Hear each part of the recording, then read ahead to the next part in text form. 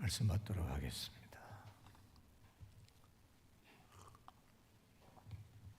오늘 우리에게 주신 하나님 말씀 요한복음 2장 1절부터 11절까지입니다.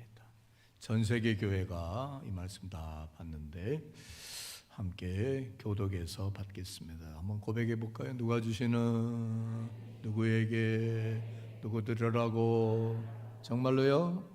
뭐 하셔서 어떻게 되라고 어떻게 살라고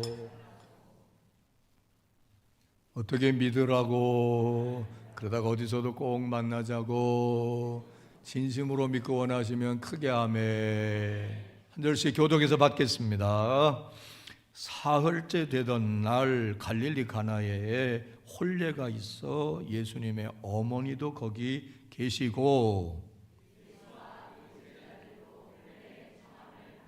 뭘 받았더니 청함을 포도주가 떨어진지라 예수의 어머니가 예수께 이르되 저들에게 포도주가 없다 하니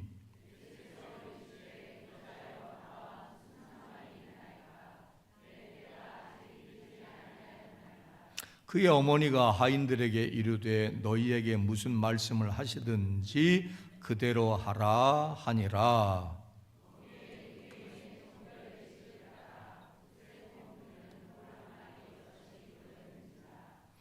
몇 개가 놓였어요?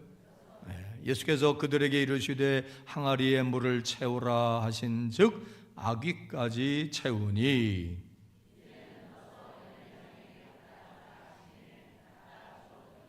연회장은 물로 된 포도주를 맛보고도 어디서 났는지 알지 못하되 물떠온 하인들은 알더라. 연회장이 신랑을 불러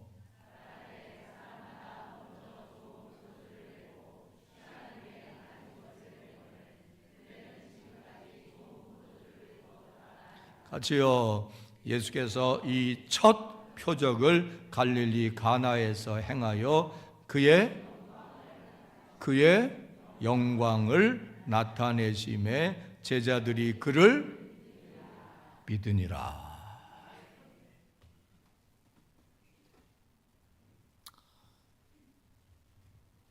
예수님이 행하신 일을 소개하고 있는 말씀입니다. 역사적인 사건이고 실제로 벌어졌던 일이며 그대로 이루어졌던 일인 것을 믿으실 수 있으면 아멘. 믿음이 대단히 좋으시네요.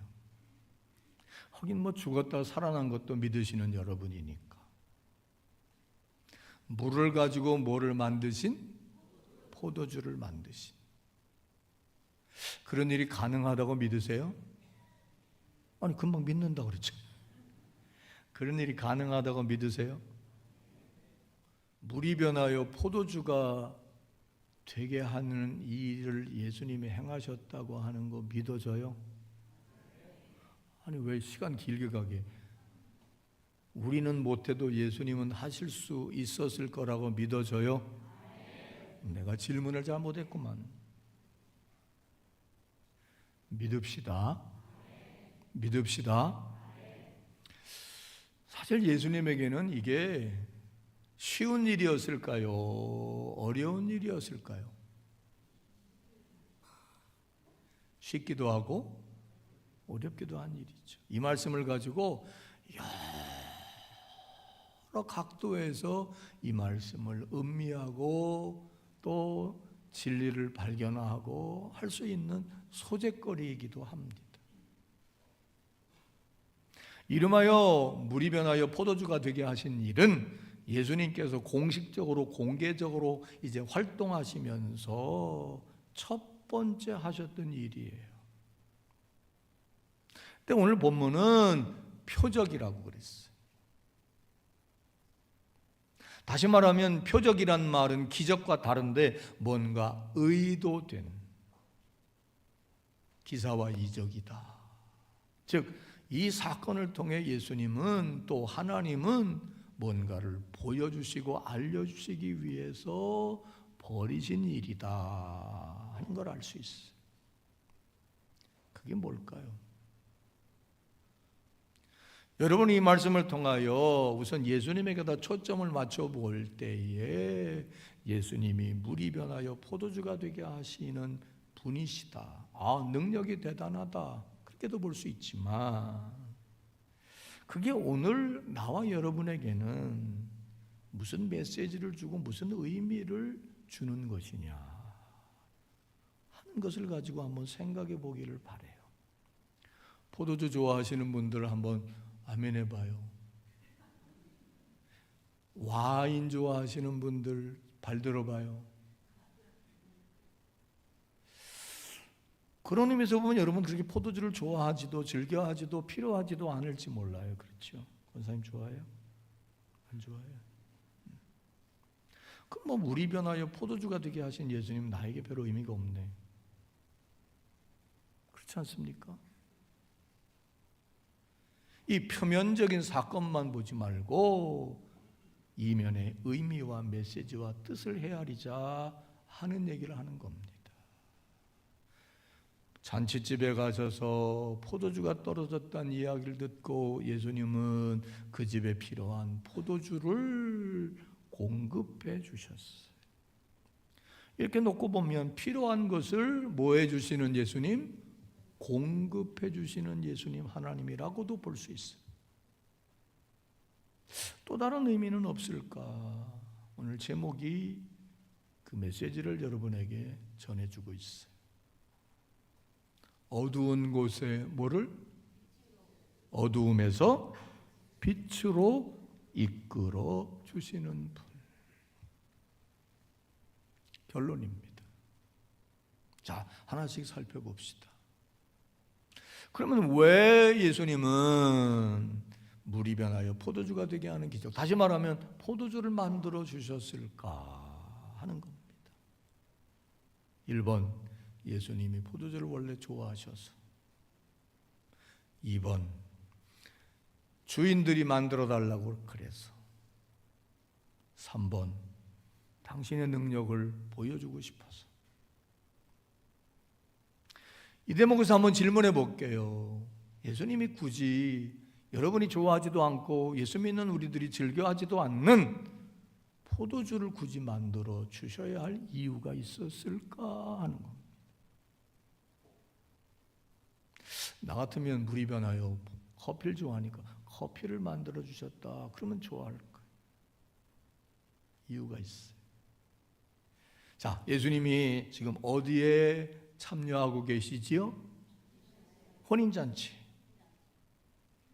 혼인잔치에 있어서 당시 혼인잔치는 일주일 동안 거행되는 게 관례였어요. 일주일 동안 잔치를 하는 거예요. 잔치. 뭐 가지가지 음식들을 다 준비하겠죠. 그런데 그 잔치에 빼먹어서는 안 되는 게 있었어요. 떨어지고 없어서 동나는 게 있으면 절대로 안 되는 게 있었어요. 마치 호남지방의 잔치에 그것 빠지면 제대로 차린 게 아니다 하는 것과 같은 반드시 필요한 음식이었어요. 자, 호남지방의 잔치에 뭐가 반드시 있어야 되죠? 그렇군요. 아니 어찌 보면 홍어보다도 더 중요한 거였어요. 왜냐? 일주일 동안 혼례를 치르다 보니까 그 여흥을 계속 돋궈주고 기분 좋고 즐겁게 해주기 위해서 당시 사람들은 반드시 마시는 게 있었으니 다 같이 뭐다? 포도주예요. 포도주 약간 알코올이잖아요. 그 기분 좋아서 축하하세. 또 중동지방이니까 양고기 먹을 거 아니에요. 거기에 소화도 돕고 하루 종일 잔치하는데 기쁨과 여흥과 즐거움이, 그리고 계속 사람들이 오는데 함께 기쁨을 누리는데 정말 필요한 게 포도주인 거예요. 그래서 찾아온 손님들에게 보답하고 사례하고 보은하고 함께 정말 결혼잔치의 즐거움을 누리기 위해서는 반드시 필요한 거예요. 계속 공급돼야 되고 포도주가 동나면 절대 절대로 안 되는 상황이었습니다.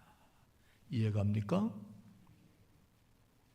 그래서 포도주를 만들어 주신 거예요. 그래서 당시 유대 랍비들은 이런 말을 했대요. 포도주가 끊어지면 즐거움도 끊어진다. 아무리 결혼잔치에 즐거워도 포도주가 끊어지면 잔치집이 아니라는 거예요. 즐거움이 끊어진다는 거예요. 그래서 물이 변하여 포도주가 되게 하는 기적을 베푸셨구나 하는 겁니다. 자, 두 번째 생각해 볼 게 있어요. 예수님은 왜 그러면 예수님의 어머니 마리아는 왜 예수님에게 포도주가 떨어졌다는 얘기를 했을까요? 1번, 이제 별 볼 일 없으니까 집에 가자. 2번, 포도주가 꼭 필요한 거 당신도 알지 않소? 뭔가를 좀 해보시오 하는 요구와 의도가 있었을 거다. 뭘까요? 2번이에요. 2번. 마리아는 예수님에게 이 요청을 함으로 뭔가 보여주고 싶고 확인하고 싶고 알려주고 싶었던 것이 있었던 거예요. 그게 뭐냐? 두 가지입니다. 하나는 예수님이 자기의 손에서 30년을 키움을 받고 함께 하다가, 그죠? 이제 예수님 세례 요한에게 세례 받고 바로 몇 주 전에 했죠? 올라와서 뭐 하실 때? 기도하실 때 뭐가 임했어요? 성령이 비둘기같이 임했고 하늘에서 뭐가 들렸다? 하나님의 음성이 들렸는데 뭐라고 그랬어요? 너는 내가 사랑하고 기뻐하는 아들이다 하는 음성이 공개적으로 들렸다는 얘기를 어머니 마리아도 들었을까요? 못 들었을까요? 들었지요. 그 소문이 다 퍼졌거든. 아마 세례받는 자리에 어머니도 같이 있었을지도 몰라요. 그래서 예수가 인간 요셉과 마리아의 아들이 아니라 육신을 입고 이 땅에 내려온 다 같이 누구의 아들이다? 하나님의 아들, 구세주라고 하는 사실을 하나님의 음성을 통해 들었고 성령이 임하는 걸 봤잖아요. 두 번째, 자기가 직접 체험한 게 있었어요. 마리아는. 그게 뭐죠? 그렇지, 권사님. 치매 안 걸리실 거예요. 마리아는 이 예수를 자기가 잉태하던 과정을 또렷하게 기억하고 잊을 수가 없는 거예요. 그의 남편 요셉과 정혼만 했지 합방해서 관계를 맺기 전인데 성령으로 잉태될 것을 가브리엘 천사를 통해서 고지받았잖아요. 자기 남편과 함께하지 않았는데 뱃속에 아기가 생긴 걸 여자들은 알잖아요. 10개월, 10달 동안 품었다가 낳았잖아요. 낳았을 때 낳은 거로 끝나지 않고 저 동방에서 박사들이, 그죠? 예비된 메시아 구세주인 줄로 알고 찾아와서 경배하며 보배압을 열어서 선물도 주고 했던 거. 그리고 예수가 낳다는 말에 헤롯 왕이 죽이려고 했는데 정말 구사일생으로 피해서 이집트에 가서 살아남았고 돌아와서 그 30년 동안 또 예수님이 성인식하러 쇠당에 올라갔을 때 하나님 말씀을 풀어서 읽고 얘기하는 이 과정, 또 예수님 가만히 생각해 봐요. 그때 함께 올라갔는데 사람이 얼마나 많으니까 예수님을 잃어버렸잖아요. 그렇죠? 그 예수님을 엄마가 나중에 찾았는데 아니 왜 안 따라다니고 왜 여기 있고 왜 안 내려왔고 여기 있냐? 어머니, 내가 있어야 될 아버지 집이 여기 있는데 모르셨나이까? 뭐 여러 가지 여타 이 일들을 통해서 어머니 마리아는 예수님이 단순히 내 육체의 아들이 아니다 하는 걸 이미 알고 있고 깨닫고 있고 믿고 있었어요. 그리고 기다리던 다 같이 뭐라고? 메시아가 육신을 입고 나를 통해 이 땅에 온 분이구나 하는 걸 알게 됐고, 예수님이 세례받고 광야에서 시험받고 이제 공식적으로 나타나셔서 함께 봐라, 예수가 구세주 메시아고 능력자고 하나님의 아들이다 하는 것을 뭐 해줬으면 하는 거예요? 보여줬으면, 확인시켜줬으면. 그래서 포도주 떨어졌으니 포도주 문제를 해결해봐라 라고 예수에게 말씀했던 겁니다. 이해갑니까? 자, 그 말에 예수님 그럼 뭐라고 그랬나요? 뭐라고 그랬죠? 이렇게 말합니다. 여자요. 그렇죠. 여자요. 어머니에게 여자요. 이 일이 나와 무슨 상관이 있나이까? 아니면 당신이 나와 무슨 상관이 있나이까? 이따 설명할게요. 그리고 뭐라고 그랬어요, 이명실 권사님?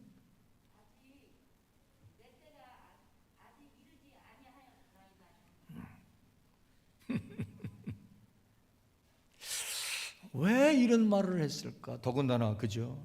권선중 권사님. 권사님은 절대 할 수 없는 말이야. 어머니한테 뭐라고 그랬다고? 여자요. 여자요. 어떻게 들려요? 1번 무례하다, 2번 무슨 뜻인지 모르겠다. 무례하다, 그죠? 우리 아들이 우리 집사람한테 여자요. 이놈의 그래갔지. 근데 우리나라 성경만 보면 오해하기 딱 좋아요. 원어 성경을 보면 절대로 무례한 호칭이 아니었어요. 오히려 극존칭이었어요. 왜냐? 원어에서는 귀나이 이런 단어인데 그 말은 누구에게 주로 쓰는 거냐? 왕후를 부를 때, 왕의 부인을 부를 때 여자요 그렇게 불러요.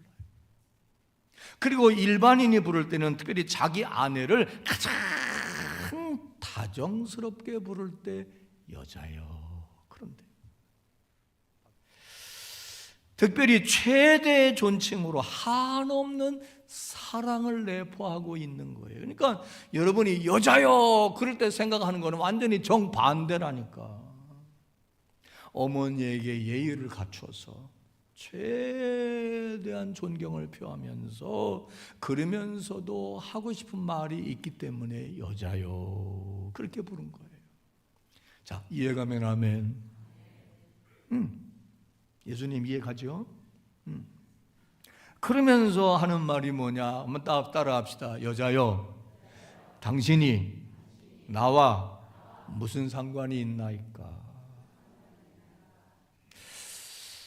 이 일이 나와 무슨 상관이 있나이까? 그렇게 이해해도 되지만 이 문맥상 보면 당신이 나와 무슨 상관이 있나이까? 조금 생뚱맞은 말이에요. 근데 이 원어를 다시 설명해 드리면 따라합시다. 당신이 어머니가 내게 대하여 무슨 권한을 가지고 계십니까? 이것도 조금 이해 안 가요. 여러분이 여러분의 아들에게 이래라 저래라 그러면 어머니가 나한테 무슨 권한이 있어서 그런 말을 해요? 곤란하죠? 또 그런 의미예요. 이게 무슨 의미냐면 예수님이 무례했다는 의미가 아니에요. 그 말은 뭔가를 드러내기 위함이었는데 그 드러내고자 하는 게 뭐냐? 자, 당신이 지금 물이 변하여 포도주가 되라고 이렇게 포도주 문제를 해결하라고 하시는데 내가 이 땅에 와서 이제부터 하려고 하는 일은 사람이 해라 마라 해서 일하는 게 비록 당신이 나의 어머니라고 해도, 비록 당신이 나의 아버지라고 해도, 비록 당신이 어른이라고 해도 내가 공적인 일을 시작함에 있어서 나는 사람의 요구에, 사람의 말에 이러고 저러고 하고 말고 하는 일의 방식을 가진 게 아니라 이제부터는 오로지 누구의 뜻을 따라? 하나님의 뜻을 따라. 하나님이 원하시고 하나님이 하라 하시고 하나님이 나를 이 땅에 보내주신 일을 나는 하여야 하는 사람입니다 하는 것을 알려주고자 하기 위해서 이 말을 한 겁니다. 이런 비슷한 맥락의 얘기가 베드로와 예수님 사이에 벌어졌던 대화 속에서도 있어요. 예수님이 이제 내가 예루살렘에 올라가서 죽어야 할 거다, 죽은 지 3일 만에 나는 다시 부활할 거다라고 할 때 제자들이 그러시군요, 그랬어요, 그러지 말라고 그랬어요. 특별히 누가? 베드로가. 아니 왜 죽어요? 죽긴 왜 죽어요? 죽지 말아요. 그 방법 외에도 당신이 할 수 있는 방법이 많잖아요. 죽으면 어떻게 해요? 그럴 때 예수님이 그러냐? 그럼 죽지 말까? 그랬어요? 뭐라고 그랬죠? 사탄아 내 뒤로 물러가라. 너는 왜? 요 대목이 중요해. 하나님의 일을 생각하지 않고 사람의 일을 생각하느냐. 나는 하나님의 일, 하나님의 뜻, 하나님의 섭리, 하나님의 요구를 따라 이 땅에 왔고 나는 그 일을 할 것이다. 네가 하지 말란다고 내가 안 할 것도 아니고 네가 하랜다고 내가 안 할 것도 아니다. 나는 오직 하나님의 뜻, 하나님 원하시는 바를 따라 그 일을 할 거다 라고 하는 것을 가르쳐 준 거예요. 어찌 보면 마리아는 예수님 십자가 지고 죽는 걸 원치 않았을지 몰라요. 핍박당하는 거, 어느 어머니가 아들이 고초당하고 핍박당하고 33살의 생떼 같은 아들이 죽고 그걸 원해. 공적인 생애를 딱 시작하면서 예수님은 분명하게 선을 긋는 거예요. 여자여 내가 어머니로 존중하고 고맙고 감사하지만 당신이 하라고 그래서 내가 하고 당신이 원한다고 그래서 내가 하는 게 아니라 미안하지만 나는 오직 이제부터는 누구의 뜻을 따라? 하나님의 뜻을 따라 일할 겁니다. 그러면서 내 때가 아직 이르지 않았다고 합니다. 자, 여기서 이 때라고 하는 건 뭐냐? 내 때. 다시 말하면 내가 일해야 할 타이밍이 아직 오지 않았다는 거예요. 내가 정녕 이 땅에 와서 하려고 하는 일은 우린 지금 다 알아요. 물론 여기서 물이 변하여 포도주가 되게 하는 일, 오병이어로 5,000명을 먹이고도 12광제가 남게 하는 일, 온갖 병자들을 고치신 일, 이것도 예수님 하신 일입니다. 믿으시면 아멘. 근데 정작 그 일을 궁극적으로 하기 위해 오신 것은 아니란 말이죠. 당장 빵 문제를 해결하고 당장 질병을 고쳐주는 거로 끝나는 게 아니라 인생의 궁극적 문제이고 영원한 숙제인 죄와 멸망과 사망으로부터 구원해내고 인생을 변화시켜 사탄의 자식, 마귀의 자식, 세상의 자식에서 하나님의 백성, 하나님의 자녀, 하나님의 귀한 백성으로 살게 하시고 영원히 하나님과 함께 살게 해주시는 이 영생을 얻게 하기 위해 결정적으로 내가 할 일은 십자가 지고 가서 죽는 일이고 죽은 지 3일 만에 부활하는 일, 그 일이 결정적으로 예수님 이 땅 오셔서 하실 일이에요. 그때가 아직 이르지 않았기 때문에 그때가 되면 내가 그 일을 할 건데 지금 이 일은 내게 있어서 가장 중요한 일은 아닙니다. 내가 이거 하러 세상에 온 거는 아닙니다 하는 얘기를 알려주기 위함이었던 겁니다. 이해가면 아멘. 이 대목에서 우리 생각할 거 있어요. 예수 믿으면 이렇게 물이 변하여 포도주가 되게 하는 기적도 체험할 수 있다. 괜찮아요. 동의하면 아멘. 빵 문제도 해결하고 병 문제도 해결하고 인생의 문제도 해결할 수 있다 믿으면 아멘. 근데 그게 궁극적이고 그게 진정하고 가장 중요하고 가장 필요한 예수 믿는 이유가 돼서는 안 된다 하는 것을 아시기를 바랍니다. 예수님의 언어로 얘기해 볼까요? 어느 때를 위하여 예수 믿어야 되느냐? 저 여기 궁동에 가면 연세중앙교회 윤석전 목사님이 아주 설교 때마다 즐겨 쓰는 말, 영혼의 때를 위하여. 내 영혼이 죽어 하나님 앞에 설 때를 위하여 우리는 예수 믿어야 합니다. 그 때를 위하여 예수 믿어야 돼요. 그 때를 위하여. 내가 가난한 때, 내가 병들 때, 내가 힘들 때, 어려울 때 위해 예수 믿어야 되는 것도 맞단 말이에요. 근데 궁극적으로는 내 영혼이 주님 앞에 설 때를 위하여, 심판대 앞에 설 때를 위하여 우리는 예수를 믿어야 하되 끝까지 그 순간까지 잘 믿어야 된다는 사실을 잊지 않기를 바랍니다. 그래서 구원을 이미 받았지만 구원을 이루어야 돼서 두렵고 떨림으로 지속적으로 예수 믿고 예수 안에서 경건하게 주님과 함께하는 삶을 지속해야 된다는 걸 잊지 않기를 바랍니다. 이때를 위해, 그때를 위해. 또 예수님도 그 일을 행할 때 그 일을 위해 오셨다는 것을 분명히 얘기하고자 하는 거예요. 그러면서 나 이거 안 해요 그러지 않고 하셨거든. 실제로 하셨다고 믿으시면 아멘. 자, 이거 왜 그러면 이 일을 하셨을까? 가장 중요한 건 뭐냐? 오늘 이 말씀 우리가 읽고 듣고 배우면서 오늘 우리는 예수님의 어떤 면을 발견하고 그 예수님을 분명히 알고 우리는 또한 믿어야 되느냐? 여러분에게 다 물어보면요 각각 달라요. 예수 믿은 이유, 예수님은 어떤 분이다라고 하는 걸 여러분에게 물어보면 각각 다 달라요. 다르다라고 하는 게 틀린 게 아니고 그리고 잘못된 게 아니라 어떤 사람은요 힘들어서 주 앞에 왔어요. 맞아요. 잘 왔어요. 인생이 버거워서 왔어요. 잘 왔어요. 아파서 왔어요. 잘 왔어요. 괴로워서 왔어요. 잘 왔어요. 슬퍼서 왔어요. 잘 왔어요. 그 전에 어떤 사람은 자기가 너무 지금 행복하대. 그래서 이 행복이 깨질까 봐 두렵대. 그래서 왔다 그랬어요. 내가 잘 왔다 그랬어. 여러분 예수 왜 믿으세요? 어떤 때를 위해 예수님을 믿으세요?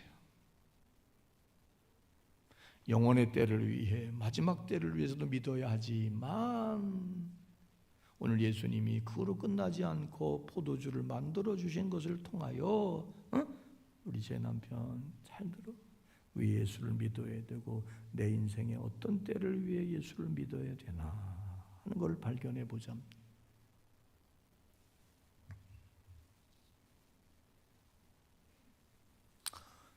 자, 한번 그때 당시로 돌아가 봅시다.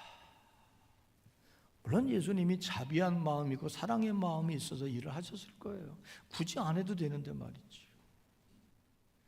근데 결정적으로 아까 말한 대로 결혼식 일주일 할 동안에 결정적으로 필요한 게 포도주라 그랬단 말이야. 근데 만약에 준비하는데 지혜에게 결혼하는데 결혼식을 하고 신혼여행을 가고 하객들에게 인사하고 뭐 전후로 촬영하고 뭐하고 하는데 결정적으로 필요한 것을 내가 놓쳤다고 생각해봐. 바로 이거야. 결혼잔치집에 포도주가 떨어졌다라고 하는 것은 정말 난감하고 정말 난처하고 정말 얼굴빛이 흑빛이 될 일이야. 이해갑니까? 밥 떨어지는 거야. 신혼여행 가는데 비행기 티켓을 놓고 왔어.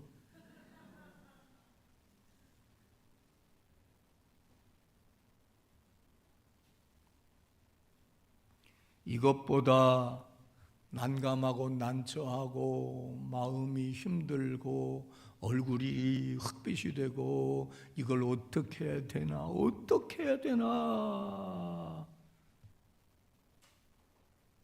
분위기가 일순간 싸늘해지고 어두워지고 흥이 다 깨지고 이해갑니까? 이걸 제가 한마디로 말하면 어두움이라고 표현할게요. 분위기 확 가라앉는 거예요. 신랑 신부가 기뻐해야 되는데 기쁨이 사라지는 거야. 부모님들도 참 어떻게 될지 몰라 난처하고 발 동동동동 구를 수밖에 없어. 그때 예수님이 이 형편과 사정과 마음을 헤아리시고 그 어두운 상황에 그 어두운 마음에 그 어두운 분위기에 우리가 잘 아는 대로 바로 요한복음 1장에서 예수는 세상에 오신 참 뭐라고? 빛이라고 한 줄기 빛을 확 비춰주시는 거야. 결정적인 결핍과 문제와 난제를 풀어주시는 거야. 이 포도주를 쫙 만들어주니까 언제 그랬냐는 듯이 어두웠던 분위기가 환해지고 어두웠던 마음이 환해지고 난감했던 마음이 환해지고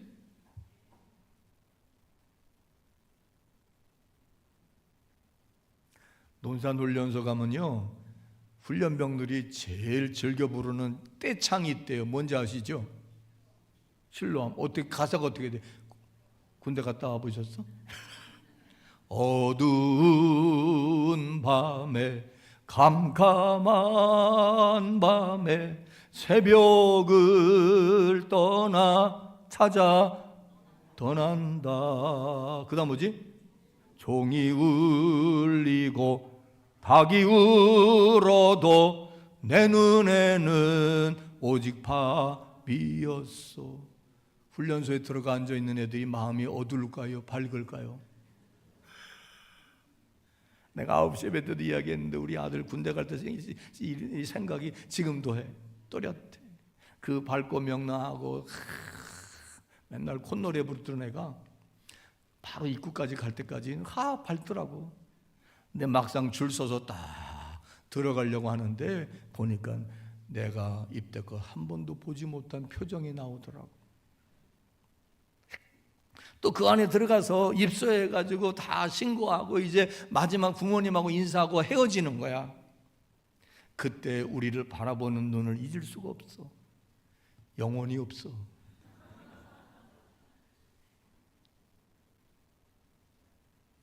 어두운 밤에 깜깜한 밤, 그 마음에 이 실로함이 너무 희망과 소망이 되고 위로가 되는 찬양이야. 그래서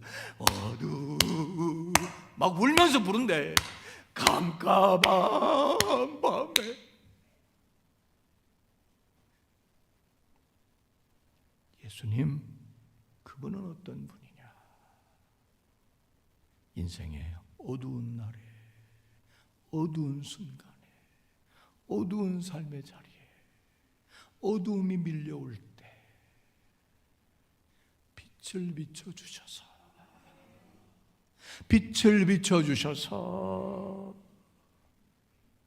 문제를 해결해 주시고 고민을 해결해 주시고 결핍을 해결해 주시고 난감한 일을 해결해 주시고 누구도 해줄 수 없는 해답과 해결을 주시고 문제를 해결해 주시는 분이 바로 예수 그리스도이시다 하는 것을 보여주신 것이 이 사건이 가지는 의미입니다. 더군다나 이 일을 제일 첫 번째 표적으로 행하셨어요. 자, 지금 미국의 트럼프가 내일이지 우리나라 시간으로 모레인데 취임식을 하잖아요. 첫 번째 행정명령에다가 막 도장을 찍는다고 그래서 전 세계가 지금 그지? 기대가 아니라 두려움으로 떨고 있어요. 새로 대통령 취임돼서 공식적으로 행사하는 사진이 환하게 웃는 사진이 아니라 세계가 지금 다 떨고 있어. 우리나라 국회의원들이 가서 뭐 전광훈이도 거기 간다는데 초대받아 가는 게 돈만 내면 누구나 다 오래. 25만 명인가 온대. 거기 갔다 왔다고 대단한 거 없어. 만나볼 턱이 없어. 만나줄 턱이 없다고.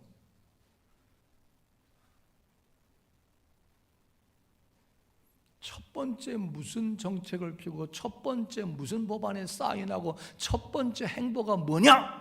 이거 굉장히 중요한 거예요. 그런 의미에서 포도주 떨어진 집에 난처한 일을 만난 그 집에 어떻게 해야 될지 모를 일을 겪게 된 그 사람에게 영혼만 구원해 주시는 게 아니라 삶의 문제, 삶의 어려움, 삶의 고통, 내 힘으로는 도저히 어떻게 할 수 없는 문제를 해결해 주시는 분이 예수 그리스도이시다 하는 것을 첫 번째 기적으로 보여주시고 알려주셔.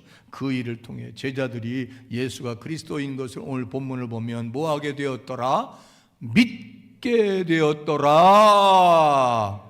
그래서 그때부터 예수 주위의 사람들이 어마무시하게 쫓아다닌 거예요. 지금도 그 일을 행하실 수 있고 지금도 그 일을 행하고 계신 걸 믿으시면 아멘. 예수님 하신 말씀 가운데 이 말씀과 맥을 같이 할 수 있는 말씀이 있지요. 그 중에 하나가 뭐예요? 모든 사람들이 내게 오는 것을 뭐하지 마라? 금하지 마라. 특별히 누구라도, 어린아이라도. 근데 예수님께 온 사람들은 내가 영혼 구원 받기 원합니다. 영혼 구원 받기 원합니다. 물론 그랬겠지만 당신은 다 삶의 문제 때문에 온 거예요. 진리를 모르고 또한 삶의 고단하고 힘들고 어려운 문제들을 가지고 예수님 앞에 되게 왔어요. 고쳐주시고 가르쳐주시면서 결국은 하나님 나라를 얘기해 주시고 그들이 예수를 믿고 영혼이 구원받고 하나님과 함께하는 영생을 얻게 해주셨지만 여러 가지 인생의 어려운 점들을 가지고 예수 앞에 왔을 때 그들을 다 받아주셨단 말이지. 그러면서 뭐라고 그러셨어요? 수고하고 무거운 짐진 자들아 다 내게로 오라. 내가 너희를 쉬게 하리라. 할렐루야. 그 신랑 신부와 그 부모와 거기 있는 모든 사람들이 예수님의 이 행위, 예수님의 이 표적을 통하여 그들은 얼마나 이제 살았다 고마웠을까요? 얼마나 감사했을까요? 얼마나 좋았을까요? 여러분에도 그런 일이 이루어질 수 있고 가능하다라고 하는 사실을 오늘 믿으시기를 바랍니다. 그래서 예수님이 참피신 거예요. 어두운 마음에, 어두운 삶에, 때론 어두운 가정에, 현장에 주님이 찾아오시고 주님이 일하시면 환해지고 밝아지는 거예요. 그런 의미에서 주님을 예배하고 주님을 만나고 주님을 전하는 이 교회는 환해야 돼요. 여러분의 마음에도 오늘 환하게 빛을 비춰주시기를 축원합니다. 어두움 속에 있는 이 나라에도 주님의 빛이 비춰주시기를 기도합시다. 무질서하고 이게 어두움이거든. 자, 그러면 이 빛 되신 예수님이 내게 오셔서 어두움을 물리쳐 주시고 몰아내 주시고 환하게 해주시는 방법이 뭐였나? 오늘 우리에게는 어떻게 할 때 이 어둠이 물러가고 어둠의 순간이 물러가고 인생의 위기와 어려움을 극복하고 기쁨이 가득하고 즐거운 삶을 살아갈 수 있을까? 방법을 발견해 보자고요. 딴 데 가서 생뚱맞게 엉뚱하게 발견하지 말고 오늘 이 표적, 이 기적을 행하시는 과정을 통해서 우리는 발견하면 됩니다. 자, 이 과정을 한번 봅시다. 어머니가 먼저 나서지요. 종들에게 예수님이 뭐라고 그러셨어요? 무슨 말씀을 하시든지 그대로 하라.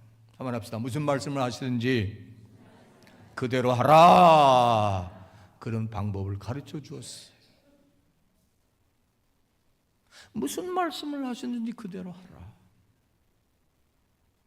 이거 방법이에요. 이게 비결이에요. 이게 해답이에요. 예수께서 무슨 말씀을 하시든지 그대로 해라. 그대로 해봐. 그대로 하면 어둠이 물러가고 빛이 찾아올 거다. 자, 예수님 뭐라고 말하십니까? 저 돌 항아리에다가 물을 가득 채우라 그랬어요. 돌 항아리가 크게 6개 있었지. 그 항아리에 갖다 물을 채웁니다.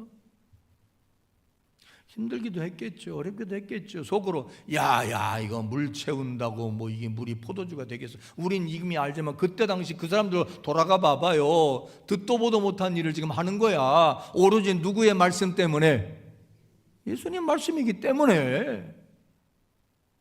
이해 안 가. 납득이 안 가. 이성적으로 동의할 수 없어. 또 물포다 나르는 일이 쉽지 않았을 거예요. 물리적으로. 그래도 그대로 합니다. 다 채웠습니다. 그랬더니 예수님 또 그런다. 그러면 떠다가 연회장에게 줘라. 아마 모르긴 몰라도 많은 사람들이, 많은 학자들이 그래요. 물이 변하여 포도주가 된 걸 보고 확인하고 떠다 주었다. 그렇게 생각하지 않습니다. 그냥 떠다 주라니까 떠다 줬을 거라는 거예요. 간단해요. 근데 분명해요. 떠다 주라니까 떠다 줬어요. 가다가 변했든지 과정은 몰라. 여러분, 오병이어가 어떻게 5,000명을 먹이는 떡덩이가 됐는지 여러분 과정 알아요? 몰라요. 그건 하나님의 신비의 영역이에요. 과정은 몰라. 근데 결과는 알아. 딱 떠져줬더니 연회장이 이거 어디서 났냐? 여차저차 했습니다. 자기가 먼저 맛봤을 거 아니야. 우와, 아니 이런 기가 막힌 포도주를 어디다 뒀다 이제 가져냐. 대개는 처음에는 좋은 포도주다가 사람들이 알딸딸해서 물인지 술인지 모르겠다면 안 좋은 거 그때 내오는데, 아니 다 취했는데 이 막판에 진짜 명품 포도주를 이제 내오냐. 대단하다. 더 좋은 걸 이제 내오냐. 그래서 신랑을 칭찬했다고 그러잖아요. 바로 이거예요. 간단한, 원래 진리는 간단해. 원래 진리는 간단해. 무슨 말씀을 하시든지 그대로 하라. 오랜만에 생활신조 해볼까요? 수예배 안 나오는 분들은 모를 거예요. 여기 있나? 여기도 없어. 말씀대로 살면 인생이 오케이. 다 같이 해봐요. 말씀대로 살면, 아니 해봐요. 말씀대로 살면 인생이 뭐라고요? 즐겁다. 말씀대로 했더니 잃어버렸던 기쁨, 잃어버렸던 즐거움, 이게 회복됐어요. 일순간 초상집 같던 분위기가 잔치집으로 회복됐습니다. 부뚜막에 소금도 집어넣어야 짜요. 아무리 여러분이 말씀을 많이 알고 듣는다 해도 다 같이 뭐 하지 않으면, 행하지 않으면 기적은 안 일어나요. 변화는 없어요. 주님이 아무리 여러분의 마음의 삶의 어둠을 몰아내주고 싶으셔도, 여러분의 마음과 삶 속에, 인생 속에, 삶의 현장에 기쁨과 즐거움이 해처럼 빛나게 해주시고 싶어도 무슨 말씀을 하시든지 그대로 하라 하는 말씀대로 하지 않으면 변화될 수 없습니다.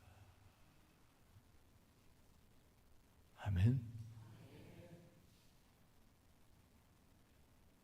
바로 이거예요.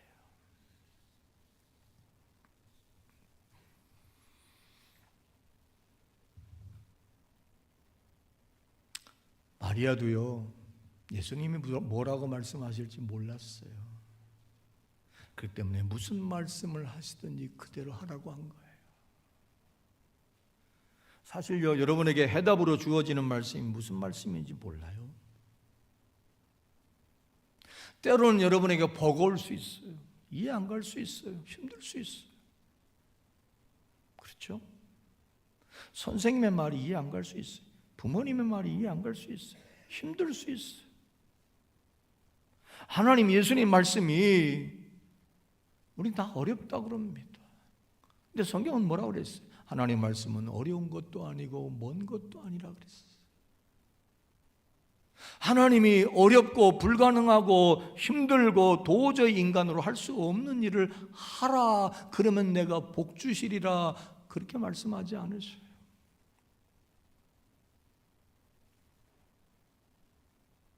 내가 요즘에 조금 마음이 거시기한 게 있는데, 내가 크게 얘기했는데도 말 안 들은 사람이 하나 있어서 마음이 불편해요. 맨날 자기가 알아서 하겠대. 내가 하란 대로 했으면 좋은 일이 있었을 건데, 자기가 알아서 하겠대.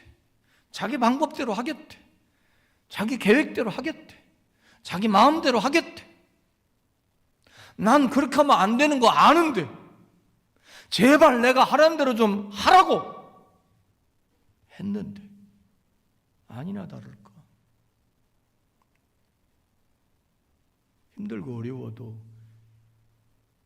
이해가 안 돼도 불편해도 하란 대로 했으면 바로 그거예요. 무슨 말씀을 하시든지 그대로 하라. 말씀이 해답입니다. 예수님 말씀이 진리입니다. 예수님은 우리에게 분명한 해결책을 아시고 계시고 하나님은 진리이시기 때문에 말씀이 살았고 운동력이 있고 말씀이 나침판과 같고 말씀이 이한 검과 같아서 우리의 문제, 우리의 고민, 우리의 약점, 우리의 허물, 우리가 해야 할 일들을 분명히 가르쳐 주실 건데, 문제는 뭐냐? 하고 싶은 것만 하고 하기 싫은 건 안 하고, 하기 어려운 건 안 하고 하기 쉬운 건 하고, 내가 판단해서 하기도 하고 안 하기도 한다는 겁니다. 무슨 말씀을 하시든지 그대로 하라. 아멘 합시다. 아멘 합시다. 깨달읍시다. 어려운 거 아니에요. 아, 그거였구나. 그대로 했더니 그들은 체험했어. 여러분, 지금 기쁨이 없으십니까? 꼭 있어야 할 것이 없어서 이 방법 저 방법을 다 찾아봐도 해결이 안 돼서 방법이 없는 것 같아서 포기하고 싶고 지쳐있고 어찌할 바를 몰라 낭망하여 계십니까? 오랜만에 해볼까요? 해답 없는 문제는 없습니다. 해답 없는 문제는 없습니다.